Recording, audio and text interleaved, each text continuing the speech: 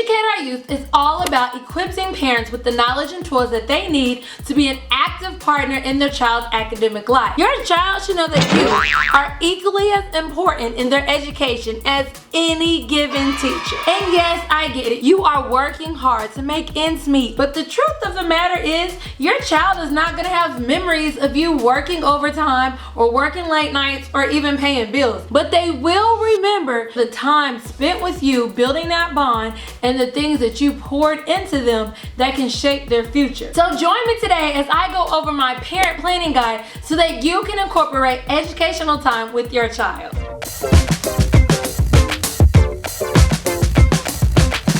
Hi, my name is Aja. Welcome to Educate Our Youth, where I go over tips and strategies on parenthood, parent hacks, and just simply ways to educate your child. If you're interested in any of those things, then subscribe below and make sure you click those bell notifications so that you can get weekly updates when I upload a new video. So today we are going over my parent planning guide where we can find out ways to squeeze in some time to do all of these strategies that I keep telling you to do. The first thing you're going to do is write down your weekly schedule. Just write down all the routines that you normally do, from waking up in the morning to going to sleep. I know some days might fluctuate depending on what you're doing for that week, but on a day-to-day, what are your normal tasks and routines that you have to get done? Even things like drive home on my hour commute, or go to work, or bathe my child and cook dinner. Those are typical tasks that you do every single day that you don't even realize you're doing. You're gonna write those tasks down on each day.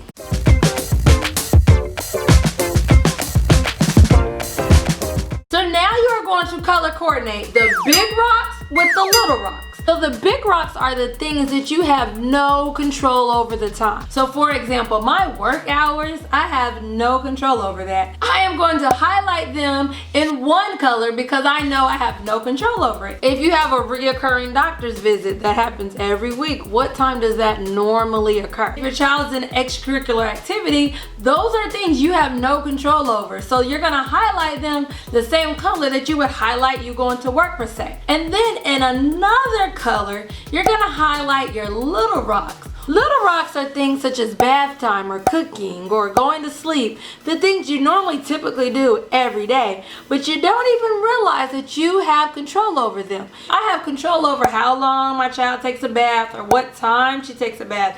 I have control over when we eat dinner or how long it takes me to cook that dinner. So those kind of little rocks that you just have a little bit of control over, you're going to highlight in one color, and the big rocks that you have no control over, you're going to highlight in another color. Once you have your schedule color coordinated, you are now ready to time stamp your rocks. You're going to put the average time you do your big rocks next to your big rocks. Some of you guys might have a 9 to 5 and you can get out exactly when that clock hits 5 o'clock. Other parents like me, we might have a schedule that actually fluctuates day to day. So we could just write the typical time, that average time that we normally leave the building. So for example, my work hours are typically 7 o'clock to about 4 or 5 o'clock. So I'm just gonna write that down next to the task of me going to work.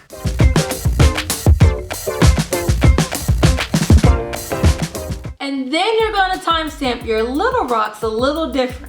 So with your little rocks, instead of writing the times that you normally do that activity, I want you to actually write how long it takes you to do that one activity.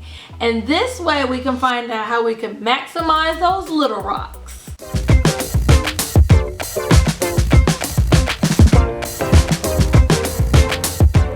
Next, you're going to analyze your schedule. So now you have a color coordinated, time-stamped weekly schedule of your week. So now you're actually ready to look at your big rocks and your little rocks. Of course, we can't move those big rocks, but it's nice to know exactly which times of our days that we cannot touch. So with the little rocks, now you have some decisions to make. Look at your schedule and realize, where is my spare time actually going? You are going to maximize your little rock time. So what that means is the little things that you do have control over, such as bath time, During bath time, I'm going to use some of that time that I'm already giving to my child anyways, and I'm going to learn ways through Educate Our Youth to teach my child during that time. So I can read a book to them, I can ask them questions, I can watch the bath time videos on ways I can teach my toddler colors in the bath. Whatever it is that you want to teach your child in the bath time, think of things that they can do while they're getting cleaned that you can actually teach and help them learn. During your nighttime routine or your morning routine, can you spare 2 to 4 minutes to just go over flashcards with your child? Because we know that flashcards teaches them vocabulary. If you have a long commute in your schedule and you have an hour in which you are just sitting in the car with your child, use that time to listen to music. They're learning in the back seat. So if you're listening to songs like Old MacDonald Had a Farm, they are learning their animal sounds. They're also learning sequencing because you have to go through all the animals. They're learning every time you sing a song to them. So use the car ride. If that's something you have to do, use that time. With younger children, they are learning through any given interaction in their normal routine. They are little sponges and their attention span is really short. As you've seen in any of my literacy videos,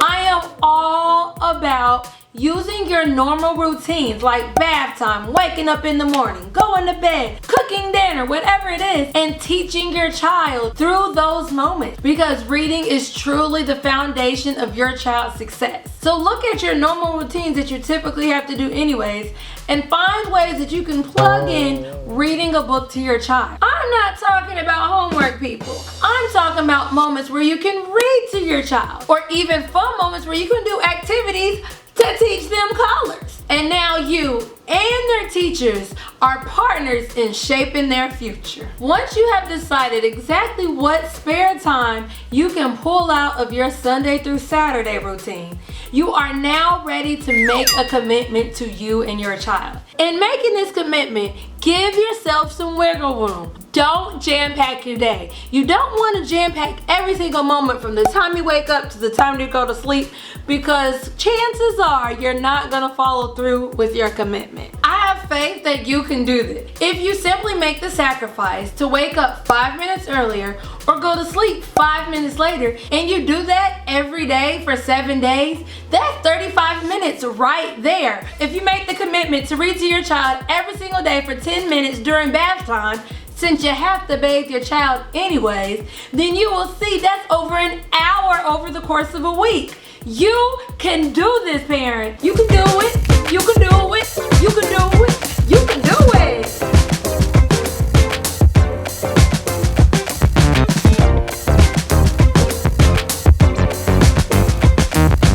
Once you have your commitment, you have already written down the time in which you are committing to teach your child.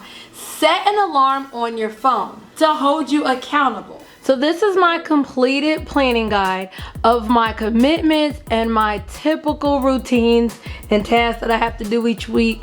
I see my big rocks and my little rocks. I have everything time stamped. I have made my commitments on which days I'm going to designate teaching her through bath time, which days I'm going to do flashcards and activities, and playing with her. Now I'm dying to know exactly what your new commitment is, so write it below in the comments. I would love to hold you accountable and comment back and see exactly how your plan is going. I want to know how I can help you help your child. And another commitment you must make is to subscribe to Educate Our Youth and turn on those bell notifications so that I can help you educate your child. If you have video ideas or things you just simply need help with as a parent, I have included the link below to my website where you can type in any video ideas that you have. Thank you so much for tuning in, and don't forget to write your commitments below in the comments. See you next week.